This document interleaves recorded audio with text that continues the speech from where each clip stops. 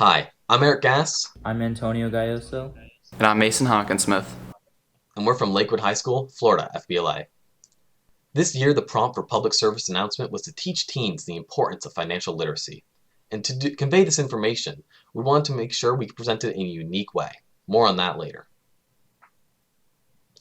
All of our research was found on the official FBLA and Financial Educator Council's website, as they provided us with useful information, as well as a guideline on what we should convey to teenagers.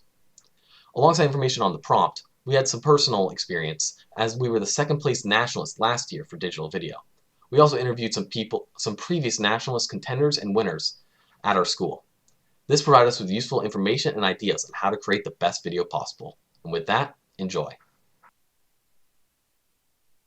Wow, I'm excited to get that new iPhone.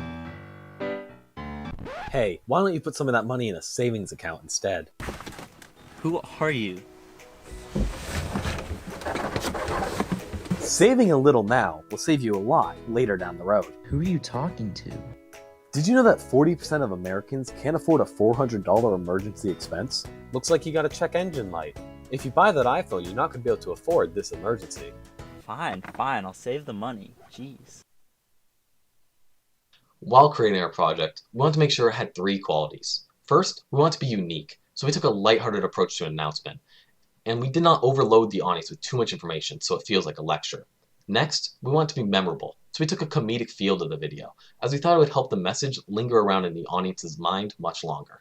And finally, we want it to be impressive, so we displayed some fancy editing skills and techniques in order to wow the audience. Here's how we created our project. We shot our video with a Canon Rebel T4i camera and a Targus tripod, along with the Sadie's Spellin microphone. We shot our video at a St. Petersburg Beach residential area. Those are actually the exact coordinates where we filmed our video.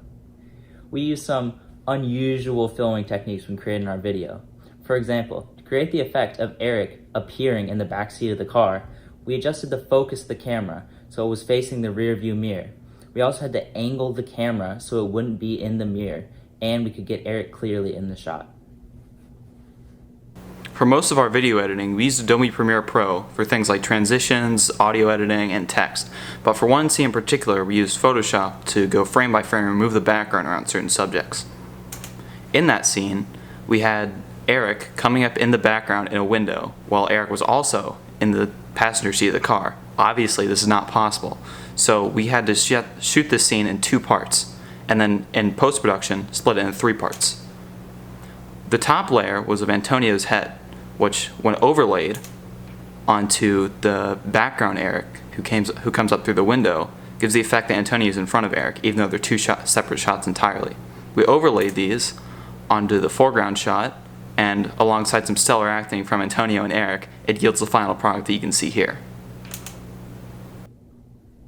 While our audio editing may not have been as flashy or noticeable as our video editing, it was still a key component of our final video. In one shot in our video, Eric is discussing the importance of financial literacy. The camera angle shifts from the left side of the car to the right side of the car. Here's the unedited audio. Saving a little now will save you a lot later down the road. Because of this inconsistent audio, we had to fade Eric's voice from the first video clip into his voice in the second clip. Here's the final product. Saving a little now will save you a lot later down the road.